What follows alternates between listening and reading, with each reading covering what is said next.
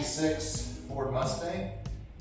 We ended up finishing off the engine at Sebring after 16 hours with a cracked lock. So we're gonna pull the power plant out. We're gonna move up to a Tremec 6060 6-speed.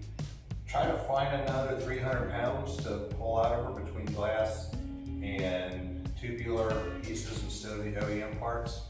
For 2024, we're going to be WRL racers. For the most part, we'll do some NACA events. 16 hours of racing, almost 12 hours of test and tune on Sebring, one of the toughest tracks in America. Really proud of this car and the team, frankly. To get scraps back up and running by March. We're still waiting for suspension to come in. Chad has been working on getting the brakes reinstalled. The engine runs fine, just as you guys saw. Velma is ready to go back on the track. She could head out tomorrow, literally. So here is the front of Betty. Yep, being torn apart. Really pretty impressed with this guy here. Our Milwaukee impact wrench. This is our same guy we use in the pits. Used it all day on one battery and did everything from taking apart suspensions, removing the transmission, all the exhaust, and a bunch of other stuff, and still seem to have plenty of charge on it. So great tool. Getting ready to get down to the surgical part of the teardown. And here's what we look like underneath. That's the pressure plate, and you see no transmission, no exhaust. There's Jamie's transmission cooling lines around. They're heat wrapped there because the exhaust goes right there, and then there's actual fans with the coolers underneath the fans. And this is what a K-member looks like when it's sprayed with hot water for 16 hours in races.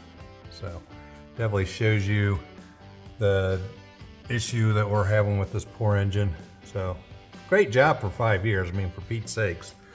Went straight from being a Canadian street car to a road racing car. We will be replacing the K-member with the tubular one, and we're putting a brand new steering rack in. And then all the dashboard, all that stuff will be coming out. We'll be going complete race trim. We'll show you all the brand new parts. We're using BMR tubular suspension pieces for a lot of our repair. We got a speed shop in Detroit that's building the engine for us. We bought the transmission directly from a local Chevy dealer here in Columbus. Good stuff.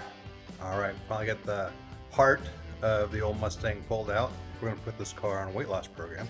And just as an example, here's the radiator mount that's OEM, and then the red BMR. And we see this bad boy weighs about 17 pounds. Here's the replacement BMR piece. That coming at 10 pounds. So yeah, we'll take those 7 pounds. Next out will be the K-member here. This is the K-member. All told, we'll call it 70 pounds. Here's one of the factory motor mounts. So notice it gives a little bit. So the driver and the passengers in the car don't feel the vibration of the engine. And then just like this one, oh, nope. And you can see this motor mount is totally shot. So, using the BMR K-member kit, we'll show you where it weighs in, and then some of the other upgrades that we're winning. Now we've got the bright red BMR K-member with the control arms. It's like we're gonna net out about 50 pounds. So it's a 20-pound saving. But the other cool thing is the motor mounts are integrated. So it's a solid motor mount. So that's not gonna go anywhere, so no maintenance piece there. Additionally, the bushings, they're polyurethane, quite a bit more durable than the factory rubber.